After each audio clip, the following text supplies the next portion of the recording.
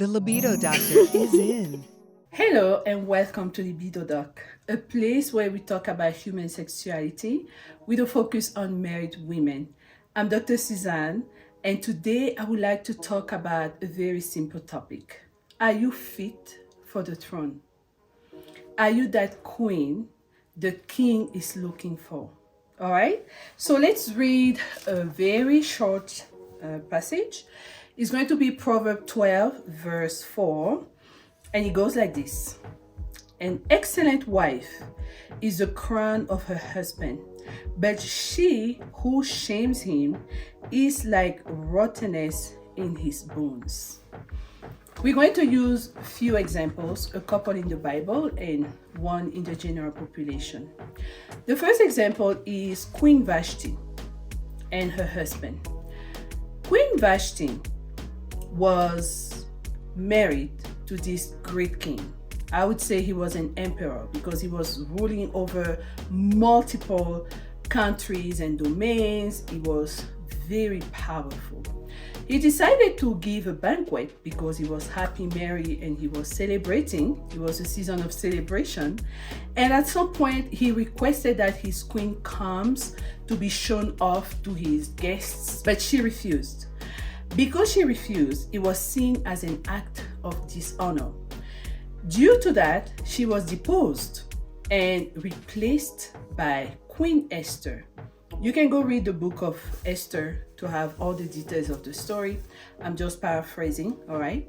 By this one act of dishonor, the queen became a rottenness in the bones of her husband. Why? Because she shamed him. He felt diminished in front of all these people around him that are supposed to respect him and honor him. But because the wife had privileges, she felt entitled, right? Because she knows him so much, she sleeps with him, she has access. She didn't place good boundaries between her role as a wife and what she's supposed to do as a queen. You know, it's two different things. And women must be able to wise up and understand their roles in each situation. For example, in the case of David and Abigail, David was already married to some woman. But when he met Abigail, remember he was on his way to destroy Nabal's house. And Abigail came with food and gifts for his soldiers himself. But most importantly, she came with the word. She uttered wise words. And what were those words?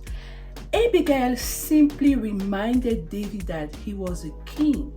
He was called to be royalty. Remember, at that time, David was a fugitive. He was running from cave to cave because Saul wanted to kill him. But he had already been anointed by Prophet Samuel. But due to the jealousy and envy of Saul, Saul wanted to kill him. So David became a fugitive, going places and all that. So he had forgotten who he was.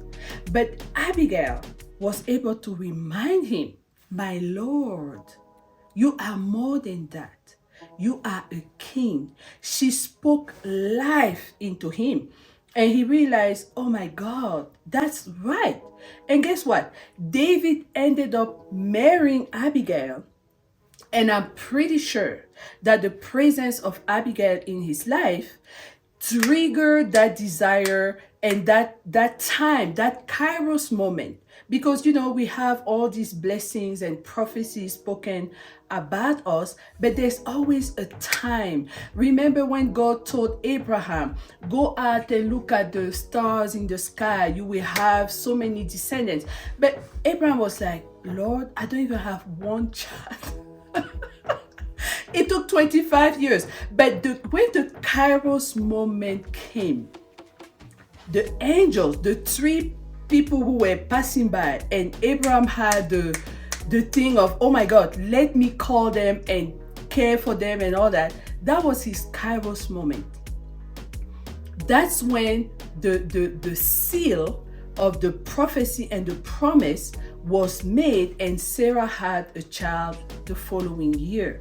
So you can have something in your life that is supposed to be birthed, and it's just taking time, but who is around you, who is sitting next to you to help you birth that thing the Lord has spoken about your life? David's wife, the one he was married to at the time, was definitely not fit.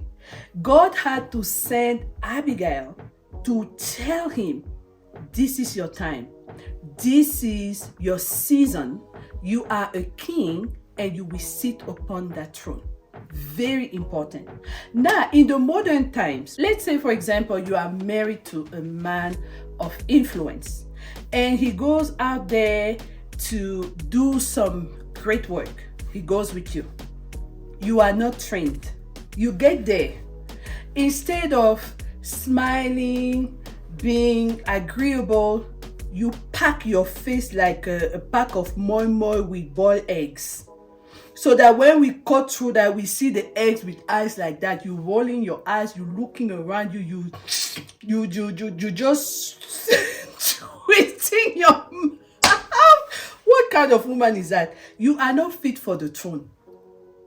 When you are with a man and you are aspiring to be with a king, because not all men are kings.